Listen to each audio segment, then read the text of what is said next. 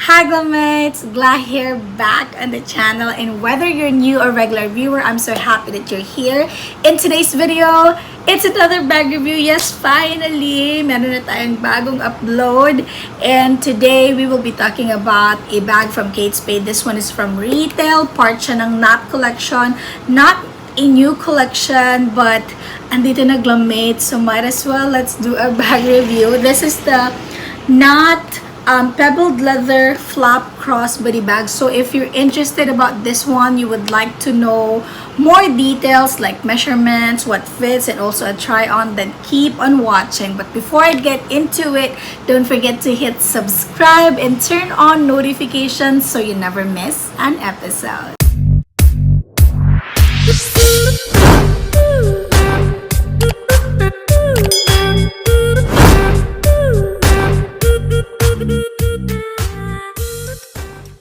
Finally, Glowmates, we have a new video. Actually, swingit lang talaga to. Yeah, bugso ng damdamin kasi gusto kong mag-vlog. Ang tagal na nung last upload ko. So, today I decided na okay, why not mag-vlog? Kaya tignan nyo, walang ayos-ayos as in. But to share with you, and probably you're wondering, kasi iba na naman yung background ko.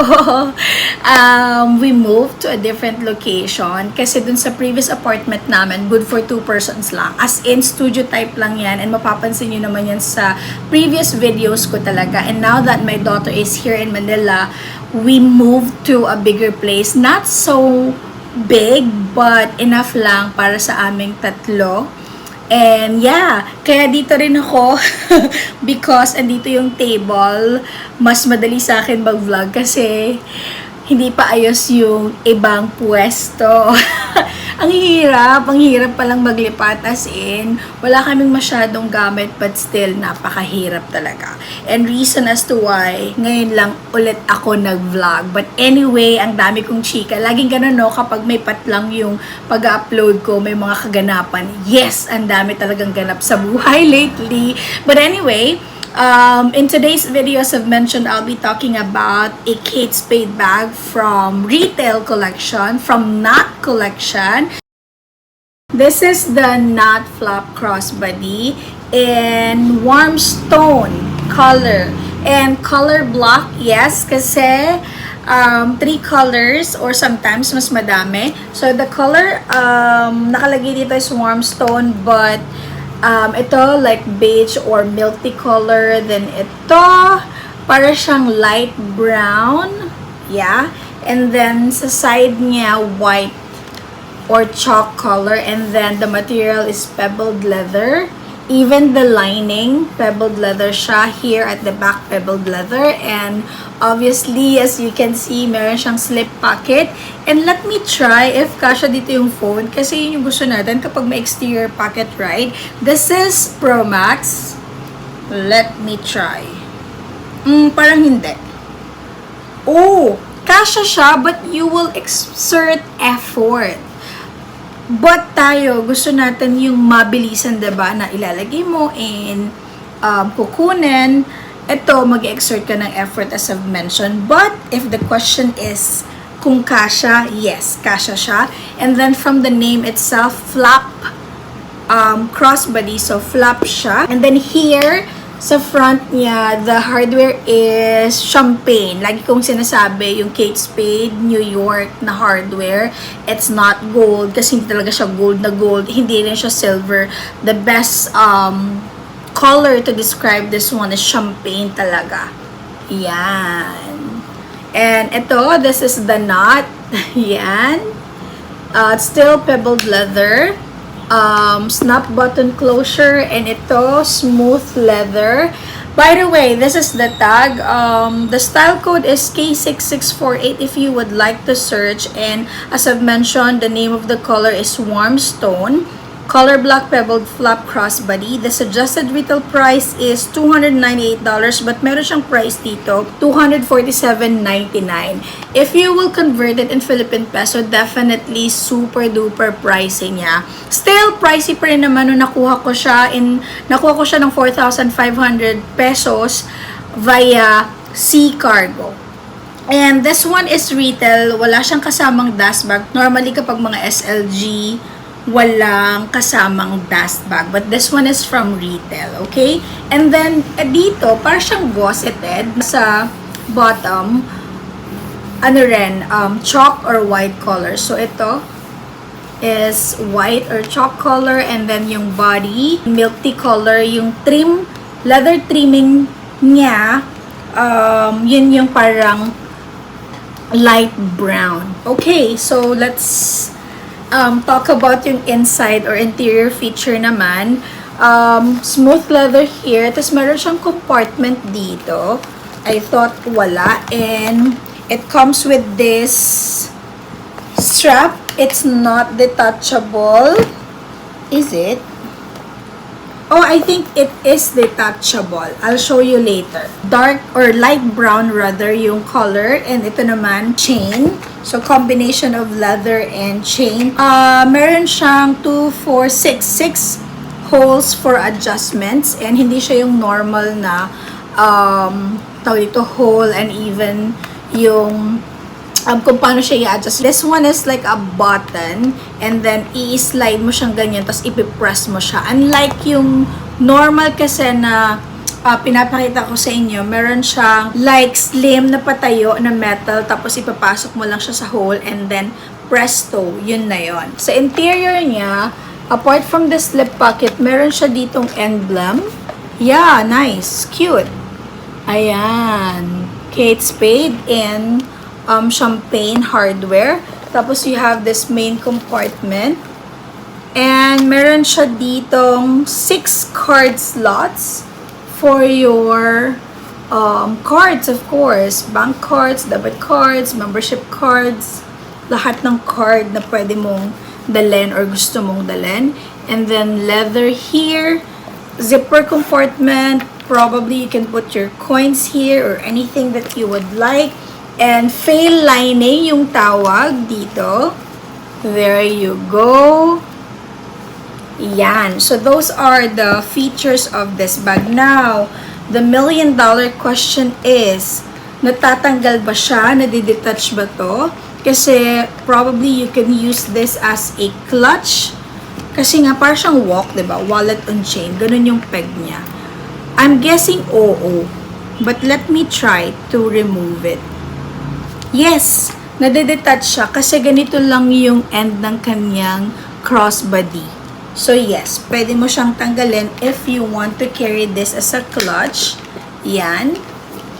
But definitely I'll carry this or I'll use this as a crossbody bag and I'll show you later how it looks once this bag is on me. The length of this bag, this is 7 inches. Height is 4.25 and then depth is 2.5 inches. This is Pro Max and yes, kasya po ang Pro Max. There you go. But it occupies space na ha. And if you will going to use this, probably wag na kayo magdala ng wallet. I suggest to go cashless transactions. Use this card slots or kapag coins naman, meron siyang zipper compartment. But, this is fail lining. Ang worry ko lang kapag maglalagay ka ng coins here is madali siyang madumihan and it's difficult for you to clean. Especially, diba, yung color O, no talaga. So, kung meron kayong coin purse like this, better. Para ilalagay nyo. Kasya naman siya, Glammates. And then, you can put your pressed powder here. And then, mga small items lang. Probably, sige, mag-demo tayo here. This is my go-to makeup brush right now. Nabili ko lang to ng sale Glammates. It's actually a foundation brush, but sometimes ginagamit ko siyang pang blush on. Like, ganyan lang siya para maging na siya, blush on brush. Kasi gusto ko siya dahil may takip. Unlike yung iba kong brushes kasi wala. So, makalat siya kapag walang diba? Walang takip. And then, you can also put your makeup powder for retouch. And small lipstick. Yeah. Small lipstick lang ang ilalagay natin. Maghahanap ako for our demo. Yeah. This is a small lipstick. And yes. So, those are the things that you can put inside. May space pa. But ako, ideally, hindi ko talaga siya pinupuno para hindi naman kawawa yung bag, 'di ba? Bago ko suotin yung bag at ipakita sa inyo how it looks, I just want to show you and I adjust it na. Nasa shortest setting na siya. And ang concern ko lang, not naman really concerned, but it's more on it could have been better. Sana meron siyang extra leather like this na mag-hold dito para hindi naman siya nagalaw. You know what I mean, Glammates? Normally kasi may extra leather here. But ito, wala. Oh, meron pala. Oh my goodness. Bumaba siya dito sa chain strap. Ayun. This one, ito yung hinahanap ko. Meron naman pala. So, yeah. So, again, my height is 5'2" for your reference. As a long shoulder bag, this is how it looks. Again, this is the shortest setting. Kapag longest na, like, dito nyo siya ilalagay, then, mas mahaba na siya. If you're taller than me, better. Pero kung kahit kita, I think no. Yeah. Mas gusto ko pa nga sana ng hanggang dito kapag long shoulder bag. But ito na yon, Glammates. Yan na siya. Front view and then side view. But very nice siya. And then as a crossbody bag, ito talaga bet ko as a crossbody bag. Very nice. Sakto lang siya na crossbody kung gusto mo lang na ilagay yung phone mo, lipstick, face powder, and you're good. Pwede to movie date, gano'n, pupunta lang sa mall, ganyan. Front view and then side view. Very nice. And then as a clutch, definitely, tatanggalin nyo lang tong strap and ganyan. Yeah. First surprise. Well, mura ko siya nakuha dahil Sea Cargo and again, sale. Nakuha ko siya 4,500 as I've mentioned earlier. Para ka nang bumili ng wallet. Right now, ang mamahal na mga contemporary brands na wallet, like, it ranges from 3,500 up. May umaabot ng 6,000. So, diba? Instead of wallet, may bag ka na. And this one is from retail. Although, wala nga lang siyang dust bag. Ako kasi pag retail, gusto ko talaga may dust bag. And then, yung kulay, again, meron tong iba't ibang kulay. But ito lang yung nag-sale. Pero okay naman because basic color, warm tone. You can easily match it with your clothes. And then, pwede siyang dress up, pwede siyang dress down. So, yeah, size para sa akin is enough lang. It's good na kasya yung phone. Yung talaga, big deal sa akin talaga yun. Deal breaker talaga sa akin pag kasya yung phone. The bag is light. And then, bonus na lang na mailalagay ko yung mga pang-retouch ko, anik-anik, ganyan, small items. And then nice then na this one is detachable kasi if you want to use it as a clutch, then wala kang problema. It's also good that it's adjustable, you know, kasi iba-iba naman tayo ng height, diba? Very nice talaga ang mga bag na adjustable kasi we can choose yung desired length natin. There, ano pa ba? Gusto ko yung color combination eh. Diba? May nakita na akong ganitong coach. I think yung May shoulder bag, ganito din yung color combination niya. White, and then beige, and then ganito. Yeah! I remember. Bet ko yun eh. Kaso, I sold it na. There. Yeah. Ito i-recommend ko. Definitely, yes. If you're into small bags, yung tipong on-the-go bag, pumunta ka sa grocery, magmamall ka, OOTD, pack, pwede. Tapos ilagay mo siya sa maleta mo, diba? For extra accessories sa OOTD mo. Why not? Coconut. There you go, Glammates. Thank you so much for joining me for today's episode. I hope nag-enjoy kayo at nagustuhan nyo yung review ko for this bag. If you did like it, please give me a thumbs up. And if you have any comments, feedback, or even requests, utilize the comment section below.